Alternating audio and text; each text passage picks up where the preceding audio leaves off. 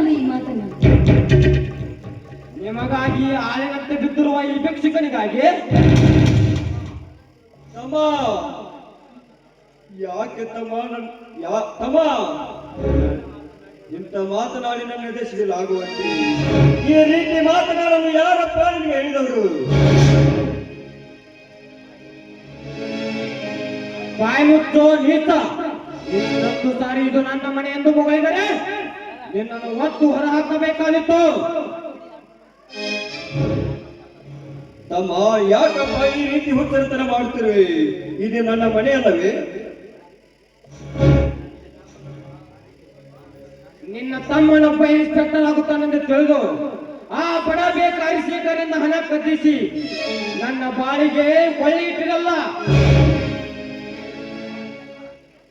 ತಮ್ಮ ಇದೆಲ್ಲ ಮೋಸ ನನ್ನಿಂದಾಗಿದೆ.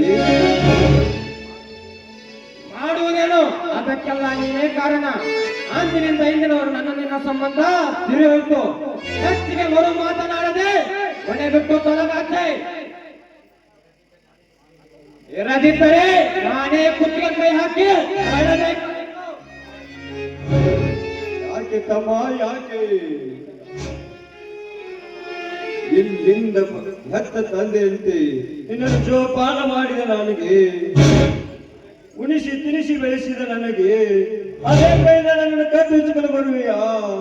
ಹೇಳು ಸೋದರ ಹೇಳು. ನೀನೇ ಅಲ್ಲೋ ಪಾಪಿ. ಇಲ್ಲಿವರೆಗೂ ನೀವನೇ ಹಿರಿಯ ಅಣ್ಣನಂತ ನಂಬಿದ್ದಲ್ಲ, ನಾನು ಪಾಪಿ. ತಮ್ಮ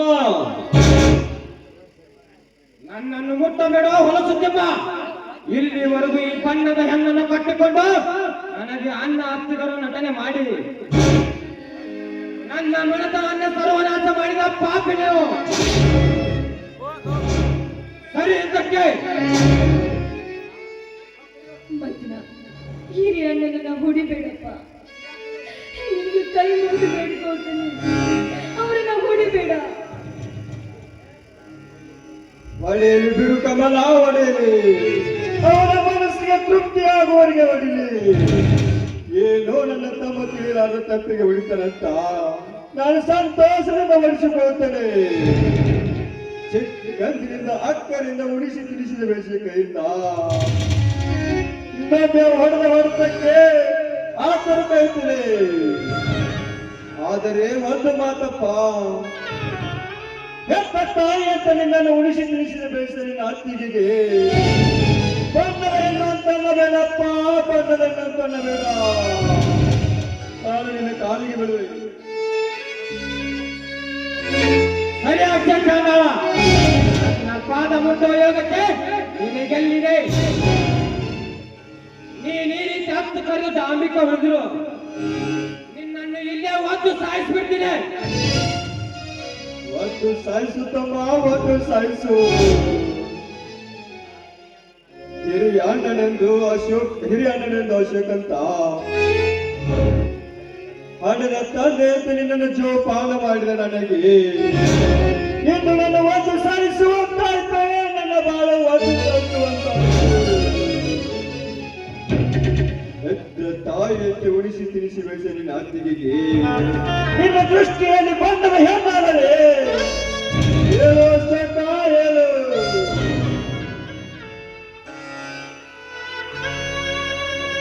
ನಾನೇಕೆ ನಿನಗೆ ವಿಷಯ ಕೊಡಲಿ? ಈ ಮನೆಯಲ್ಲಿ ನಿಂದು ಏನು ಹಕ್ಕಿಲ್ಲವೆಂದು ಈ ಬಾಂಡಿಗೆ ಸಹಿ ಹಾಕು. ಏನು? ಈ ಮನೆಯಲ್ಲಿ ನನ್ನದೇನು ಹಕ್ಕಿಲ್ಲವೆಂದು ಸಹಿ ಮಾಡಿ ಎಲ್ಲಿಯಾದರೂ ಹಾಳು ಮಾಡಿ ಬಿಟ್ಟು ಸಾಯಬೇಕೆ? ಹೇಳು ಅಶೋಕ, ಹೇಳು. ನೀನು ನನ್ನ ಮನೆಯಲ್ಲವೇ? ಏನು ಇದೆಲ್ಲ? ಇದನ್ನೆಲ್ಲ ನೀನು ಕಳಿಸಿದ್ದ? ಮರೆಯಾದಿಂದ ಮನೆ ಬಿಟ್ಟು ತೊಲಗಾಚೆ.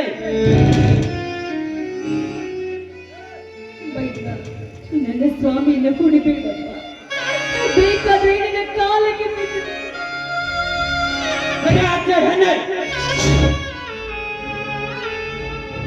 ಕಮಲ, ಇವನ ಕಡೆ ಏಕೆ ಒಲಿಸಿಕೊಳ್ತೀವ?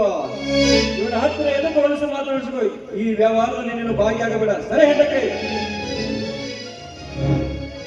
ಹೌದು, ಕಡೆ ಹಾಗಾದ್ರೆ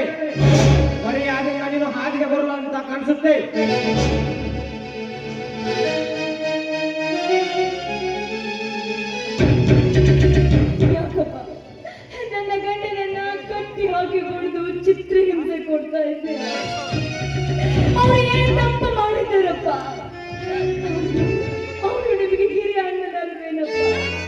ಹೇಳು ಮೈದ್ರ, ಹೇಳು.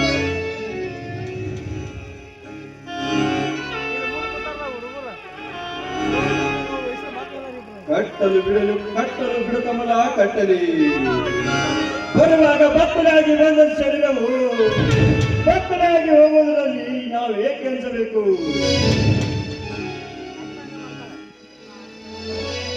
ಹಾಗಾದರೆ ಎಲ್ಲ ಆಸ್ತಿ ಅವನು ಆಗಬೇಕಾದರೆ ನಾವು ಸಂತೋಷದಿಂದ ಅವನು ಸಹಿ ಮಾಡಿಕೊಟ್ಟು ಬಿಡುತ್ತೇನಮ್ಮ. ಸಂತೋಷದಿಂದ ಸಹಿ ಮಾಡಿಕೊಡ್ತೇನೆ. ಅಶೋಕ, ಹಿಂದೆ ಮಾಡಿದ ಸಾಲ ಯಾರಿಗಪ್ಪ ಅದು? ಅದಕ್ಕೆಲ್ಲ ನನಗೆ ಗೊತ್ತಿಲ್ಲ. ಆ ಸಾಲಕ್ಕೆ ಎಲ್ಲ ನೀನೇ ಹೊಣೆಗಾರ. ಬೇಕಾದ್ರೆ ಊರ ಮುಂದಿನ 3 ಗುಂಟೆ ಗಂಭೀರ ತುಂಡನ್ನು ಕೊಡ್ತೀನಿ. ಬೇಕಾದ್ರೆ ದುಡಿದು ಹರಿಕೋ. ಅದನ್ನು ಕೊಡಬೇಡಪ್ಪ, ಅದನ್ನು ಕೊಡಬೇಡ. ಸಾಲಕ್ಕೆ ಹೆದರಿ 3 ಗುಂಟೆ ಜಮೀನು ತೋದು ನಾನೇನು ಮಾಡಲಿ?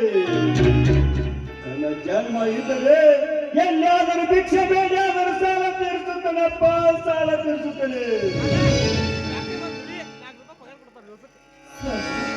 ಎಲ್ಲ ಆಸ್ತಿನ ಬದುಕೊಟ್ರೆ ನಮ್ಮ ಮುಂದಿನ ಜೀವನದ ಗತಿ ಏನು ಸ್ವಾಮಿ? ಹುಚ್ಚಿ, ಬರೀ ಬತ್ತಲಾಗಿ ಹೋಗುವ ಶರೀರಕ್ಕೆ ನಾವೇಕೆ ಚಿಂತೆ ಮಾಡಬೇಕು? ಸಮುದ್ರ ನೀರ ಅಂತೆ ಆ ದಂಡೆ ಬಡಿದು ಈ ದಂಡಿಗೆ ಬಡಿದು ಎಲ್ಲಿಯಾದರೂ ಜೀವನ ಸಾಗಿಸೋಣ.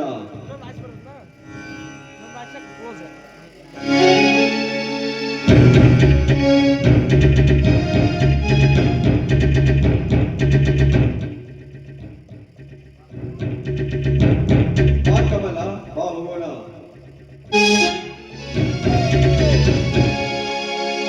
ಮನುಷ್ಯನ ಬಾಳಲಿ ಮನುಷ್ಯನ ಬಾಳಲಿ